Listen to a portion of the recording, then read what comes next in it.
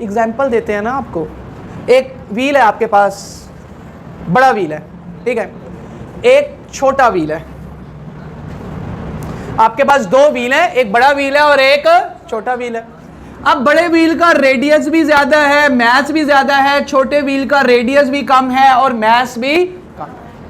अब बड़ा व्हील में यहां से देखो, ये साइज है उसका, ठीक है, बग्गी के साथ जो होता है ना, तो ये इसके साथ ये साइज है उसका। अब ये मैंने यहां से वो कॉर्नर तक भेजना है, मैं इसको यहां से फोर्स लगा के ऐसे फेंकता हूं।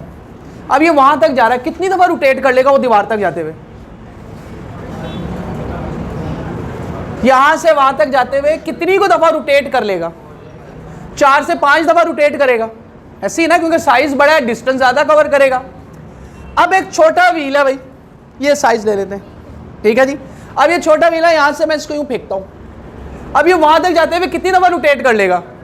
को 30-35 दफा रोटेट कर लेगा, ऐसे ही है ना। अब रोटेशन ज्यादा हो गई, रोटेशन क्या हो गई? ज्यादा हो गई, क्योंकि इसका रेडियस कम है, मास कम है, तो इसका मोमेंट ऑफ इनर्शिया भी कम है। इसका मोमेंट ऑफ इनर्शिया क्या है? ज्यादा है। तो जिसका मोमेंट ऑफ इनर्शिया ज्यादा हुआ उसमें रोटेशन कम है, उसमें रोटेशन कम, और जिसका मोमेंट ऑफ इनर्शिया कम है उसमें रोटेशन। तो बात समझ आ गई कि मोमेंट ऑफ इनर्शिया कम करने से बॉडी के अंदर रोटेशन बढ़ जाती है। क्लियर है यहां तक?